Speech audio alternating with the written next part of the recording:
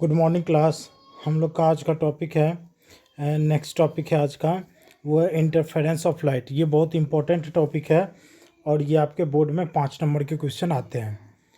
ठीक है, तो आपके बोर्ड में जो है देखो क्वेश्चन कैसे आते हैं। 5 नंबर वाले क्वेश्चन, एक क्वेश्चन रे ऑप्टिक्स से आएगा और एक वेव ऑप्टिक्स से आएगा। तो वेव ऑप्टिक्स में पहला जो इम्पोर्टेंट क्वेश्चन है वो आपका है इंटरफेरेंस ऑफ लाइट। ठीक है, ये आपके 5 नंबर में आते हैं।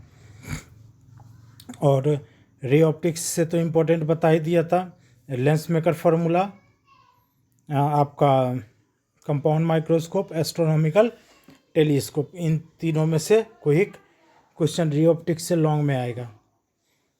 तो यहाँ पे हम देखते हैं कि when two waves of exactly same frequency coming from to coherent source. ठीक है, तो सेम फ्रीक्वेंसी है यानी कि सोर्स क्या होगा आपका, कोहेरेंट हो जाएगा, travel in a medium in the same direction simultaneously, then due to their superposition, जब दोनों आपका क्या होगा कि दो वेव सेम फ्रीक्वेंसी यानी कि दो कोहेरेंट सोर्स से दो वेव निकला है, वो एक मीडियम में ट्रैवल कर रहा है सेम डायरेक्शन में, same medium and same direction. ठीक है, साइमल्टेनियसली, और वो दोनों एक दूसरे पे क्या हो रहा है, सुपर इम्पोज हो रहा है यानी कि उसका सुपरपोजिशन हो रहा है। तो यहाँ पे क्या होगा, at some point intensity of light is maximum while at some point intensity is minimum. ठीक है, जब दो वेव सुपर इम्पोज होगा, एक मीडियम में सेम डायरेक्शन में ट्रेवल कर रहा है, तो कहीं पे उसका इंटेंसिटी मैक्सिमम होगा और कहीं पे उसका इंटेंसिटी मिनिमम होगा। तो यही जो फिनोमिना है, this phenomena is called interference of light. तो कौन सा फिनोमिना कि इंटेंसिटी कहीं पे मैक्सिमम होता है और कहीं पे मिनिमम होता है, ये जो फिनोमिना है सुपरपोजिशन होने के बाद। ठीक है, तो उसी फिनोमिना को हम बोलेंगे क्या, इंटरफेरेंस ऑफ लाइट। हम अब देखते हैं यहाँ पे relation between phase difference and path difference. ठीक है, तो लेमडा जो है वो आपका पाथ डिफरेंस है टू वेव्स का, 2 पाई जो है वो फेज डिफरेंस है दो वेव का, तो डेल्टा एक्स जो होगा वो आपका पाथ डिफरेंस होगा। तो फेज डिफरेंस इक्वल टू हम लोग क्या लिखेंगे, 2 पाई/λ इंटू डेल्टा एक्स। ये फार्मूला इंपॉर्टेंट है, ये याद रखना, 2 पाई/λ इंटू डेल्टा एक्स लिखेंगे, क्योंकि हम लोग पढ़ते हैं सुपरपोज, आपको याद हो तो 11th में साउंड वेव में पढ़े थे, तो फाई इक्वल टू हम लोग पढ़ते हैं के एक्स। ठीक है, तो यहाँ पे हम फिर से देखते हैं, फाई इक्वल टू क्या होता है, के एक्स होता है। तो हम अगर इसको एक्स को डेल्टा के टर्म में लिखेंगे तो के डेल्टा एक्स लिखेंगे, और के जो होता है वो वेव कांस्टेंट होता है। ठीक है, और इस के का जो वैल्यू होता है वो होता है आपका 2 पाई/λ, 2 पाई/λ। तो यहाँ से के का वैल्यू क्या पुट कर देंगे, 2 पाई/λ पुट करेंगे, तो यही आपका आ जाएगा 2 पाई/λ इंटू डेल्टा एक्स, आपका पाथ डिफरेंस आ जाएगा। ठीक है, अब हम यहाँ पे देखते हैं कंडीशन। कंडीशन किसका कंडीशन देखेंगे, कंस्ट्रक्टिव एंड डिस्ट्रक्टिव इंटरफेरेंस का। अभी देखो, इससे पहले हम लोग पढ़े थे सुपरपोजिशन में कंस्ट्रक्टिव एंड डिस्ट्रक्टिव सुपरपोजिशन, यहाँ पे हम लोग पढ़ रहे हैं कंस्ट्रक्टिव एंड डिस्ट्रक्टिव इंटरफेरेंस। ठीक है, जिसको हम बेसिक थ्योरी ऑफ इंटरफेरेंस भी बोलते हैं। तो यहाँ पे देखो आपका दो वेव है। ठीक है, एक ये है आपका कोहेरेंट सोर्स से आ रहा है और दूसरा ये वेव है जो कोहेरेंट सोर्स से आ रहा है। दोनों वेव का जो डायरेक्शन है वो सेम है, बट एम्पलीट्यूड दोनों का डिफरेंट है। एक S1 जो सोर्स से निकल रहा है उसका एम्पलीट्यूड आपका A है, और जो S2 से निकल रहा है उसका एम्पलीट्यूड B है।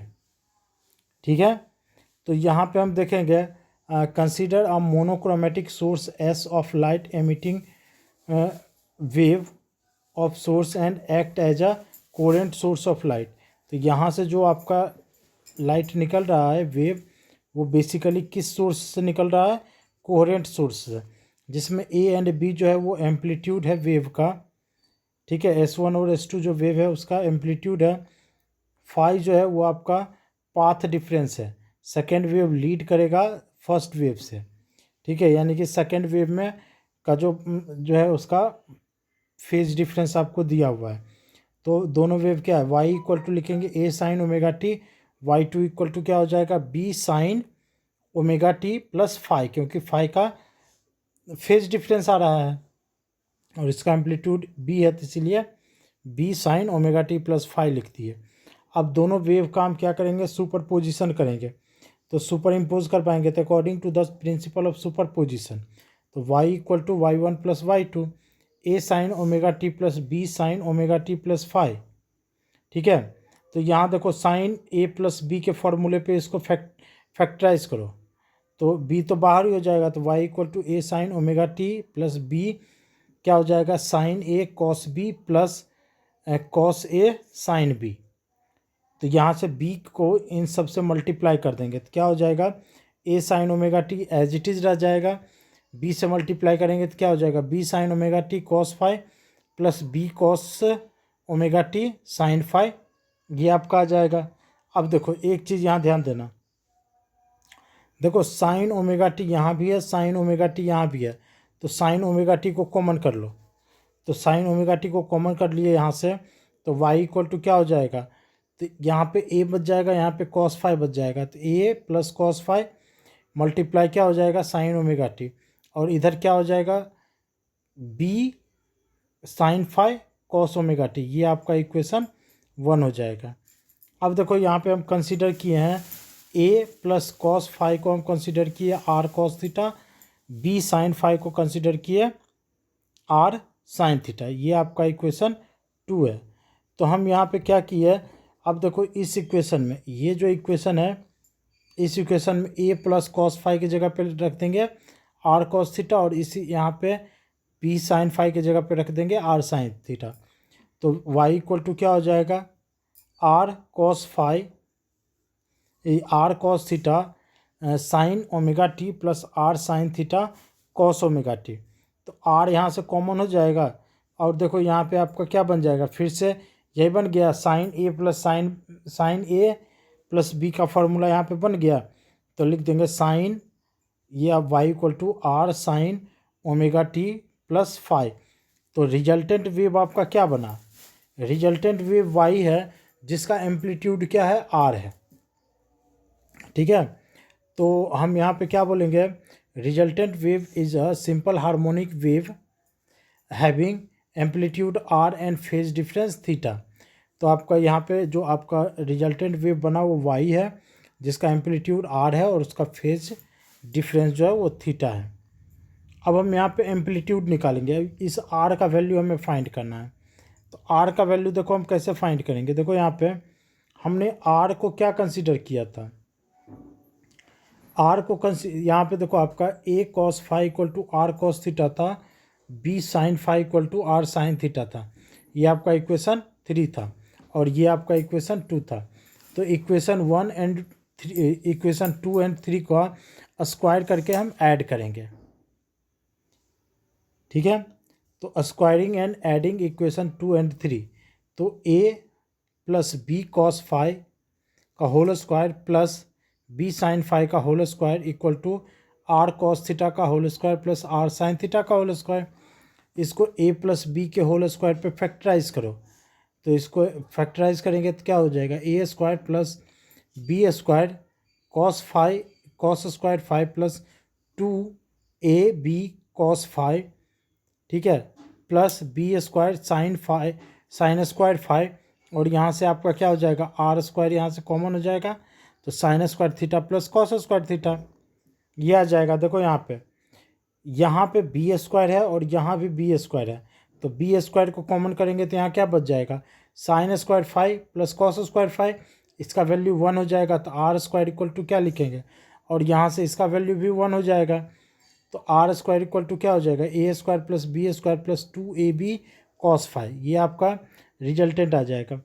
यहाँ से स्क्वायर को हटाएंगे दूसरी तरफ रूट आ जाएगा, तो आर इक्वल टू क्या लिखेंगे, root under a square plus B square plus 2ab cos phi, ये आपका रिजल्टेंट आ जाएगा।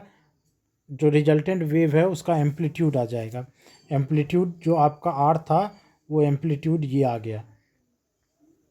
अब हम वैसे ही इंटेंसिटी निकालेंगे, जो रिजल्टेंट वेव है उसका इंटेंसिटी क्या होगा, तो इंटेंसिटी जो है वो आपका रिजल्टेंट इंटेंसिटी आई आर से डिनोट किए, जो कि आपका रिजल्टेंट इंटेंसिटी है। तो आई आर डायरेक्टली प्रोपोर्शनल होता है स्क्वायर ऑफ एम्पलीट्यूड, एम्पलीट्यूड के स्क्वायर का होता है। तो रिजल्टेंट वेव का एम्पलीट्यूड क्या था आपका, आर था। तो यहाँ से आर का स्क्वायर लिखेंगे तो प्रोपोर्शनलिटी साइन हटाएंगे तो कांस्टेंट आ जाएगा। तो कांस्टेंट क्या हो जाएगा, के आर स्क्वायर। तो यहाँ से आर स्क्वायर का वैल्यू पुट कर दो। तो आर स्क्वायर का वैल्यू क्या है, ये वाला वैल्यू है, ये वैल्यू पुट कर दिए यहाँ पे, ये आ गया आपका। तो के से सबको मल्टीप्लाई कर दिए तो R I R equal to K A square plus K B square plus 2 KAB cos phi, ये आपका इक्वेशन 4 हो गया। अब देखो यहाँ पे ये फिर से आपका एक इंटेंसिटी बन जाएगा, क्योंकि इंटेंसिटी हम लोग अभी पढ़े थे ना। यहाँ पे देखो इंटेंसिटी क्या पढ़े थे, रिजल्टेंट के आर स्क्वायर। तो ये तो आपका एक वेव जो हम लिए थे y1, उसका एम्पलीट्यूड a था, तो के ए स्क्वायर, तो ये एम्पलीट्यूड आपका बन गया। वैसे ही के बी स्क्वायर, ये भी आपका एक इंटेंसिटी बन जाएगा। तो ये आपका इंटेंसिटी आई ए कहलाएगा और ये इंटेंसिटी आई बी कहलाएगा। ठीक है, तो यहाँ से हम लिख सकते हैं, यहाँ से भी इंटेंसिटी बनेगा। तो यहाँ आपका क्या हो जाएगा, root i a equal to a root के, root i b equal to a b root के आ जाएगा। ठीक है, सारे वैल्यू को यहाँ पे पुट कर दो। तो आई आर इक्वल टू क्या हो जाएगा, आई ए, इसके जगह पे आई ए, इसके जगह पे आई बी, यहाँ पे क्या हो जाएगा, के है। तो इस के को हम लिख सकते हैं रूट के मल्टीप्लाई रूट के। तो रूट के ए आपका क्या हो जाएगा, रूट आई ए, रूट के बी आ जाएगा आपका रूट आई बी। ठीक है, तो यहाँ वैल्यू पुट कर दिए तो रिजल्टेंट इंटेंसिटी आपका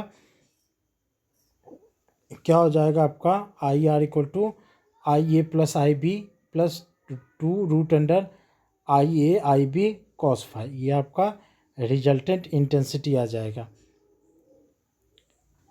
ठीक है, तो यहाँ पे हम क्या लिखेंगे, intensity resultant intensity due to interference is not a simple sum of intensity due to individual wave IA plus IB but has another additional factor 2 root under IA IB cos phi also known as interference। ठीक है, तो simply इसको add नहीं किया है, इसमें एक additional factor add किए हैं, तब जाके ये आपका रिजल्टेंट इंटेंसिटी बने।